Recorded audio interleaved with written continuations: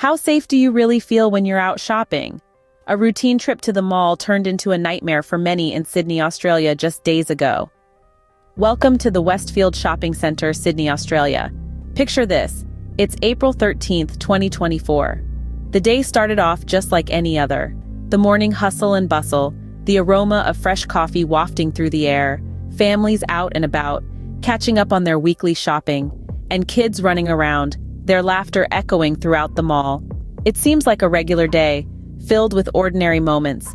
But among the crowd, unbeknownst to the unsuspecting shoppers, was 40-year-old Joel Cauchi, an ordinary man by most accounts, blending seamlessly into the day's normalcy.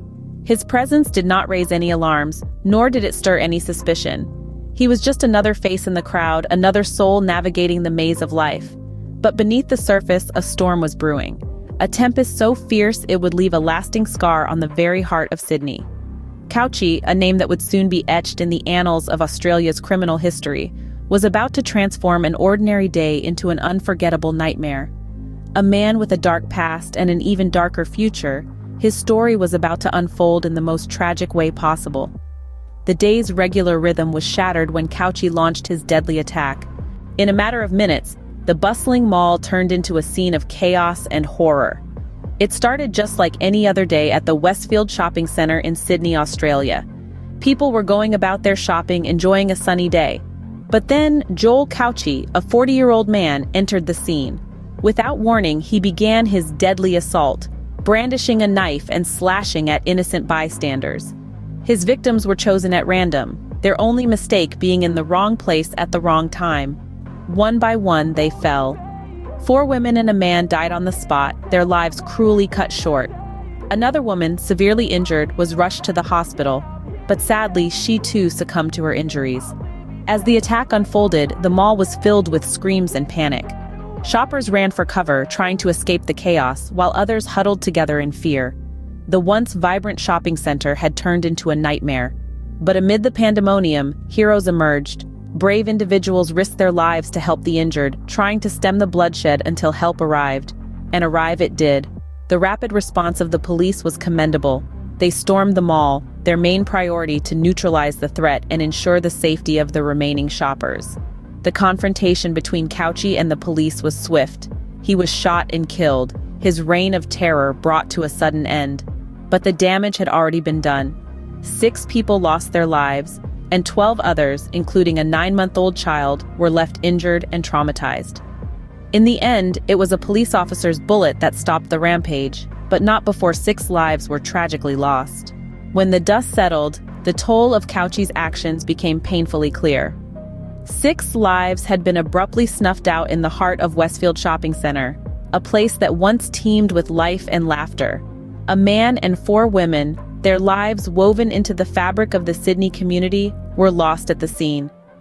Another woman, her life thread frayed and weakened, gave way at the hospital. But the loss didn't stop there. The attack's reverberations echoed through the lives of 12 others who were hospitalized, including a child who was barely beginning their journey in this world. A 9-month-old baby, their innocence marred by the harsh reality of violence far too early. The Westfield Shopping Centre, an epicenter of commerce and community, now stood silent and empty. Its doors were closed, not in deference to the night or a holiday, but for a forensic examination. Every corner, every tile, every shard of glass held a piece of the puzzle, a silent witness to the horror that had unfolded within its walls. The crime scene was under the meticulous scrutiny of a specialized team from the police force. Every detail was crucial. Every bit of evidence a potential key to understanding the why behind the what. An investigation of this magnitude was not a sprint, but a marathon, a painstaking process that demanded precision, perseverance, and patience. Meanwhile, the city of Sydney, and indeed, the whole of Australia, held its breath. The usual hum of life was punctuated by moments of silence, of reflection, of shared grief. The community was united not only by the tragedy, but also by the resilience that comes from facing adversity together. As the community grapples with the horror of the incident, questions about Cauchi and his motives begin to surface. Who was this man? What drove him to commit such a heinous act?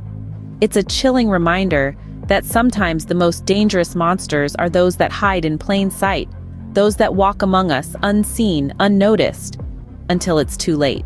Joel Cauchi, a 40-year-old man with a history of mental health issues, emerged as the individual behind the carnage. Joel Cauchi, a name that will forever be etched in the annals of Australian crime history.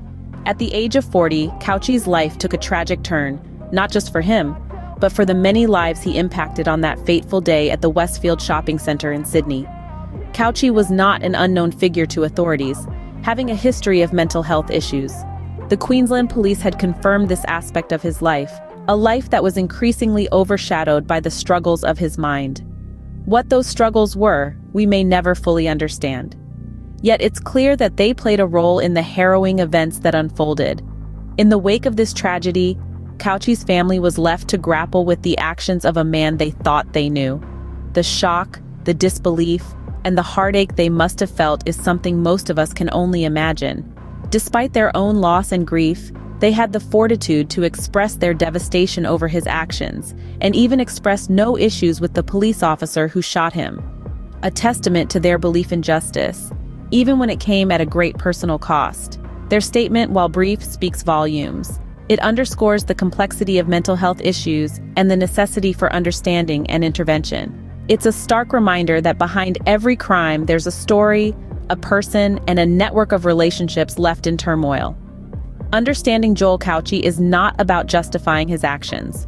Rather, it's about acknowledging the intricate web of factors that culminate in such tragic incidents. It's about recognizing the role of mental health in our society and the dire consequences that can result when it's left unchecked. Cauchi's actions left a scar on the community, forever changing the lives of those affected. This incident, while horrifying, is part of a larger conversation about crime in Australia. To truly understand this event and its implications, we need to delve into the broader context of crime down under. Like many countries, Australia grapples with an array of crimes managed at federal, state, and local levels.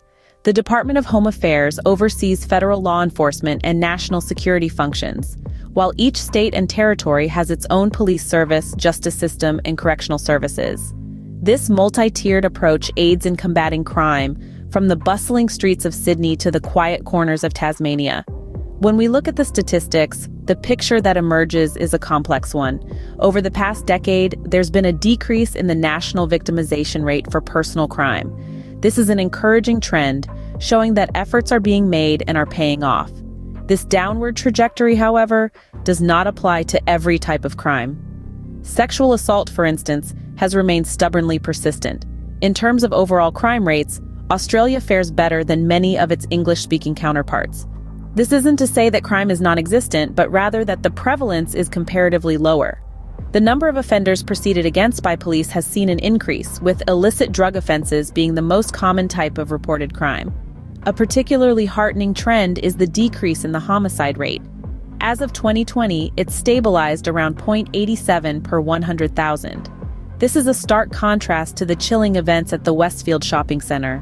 While Australia generally enjoys lower crime rates, incidents like the Westfield shopping centre attack remind us of the importance of continuous efforts in crime prevention and mental health support. The fight against crime isn't just about enforcing laws, but also about understanding and addressing the root causes that lead individuals down a destructive path. Let's remember, crime prevention isn't a one-time effort, but a continuous journey towards a safer society.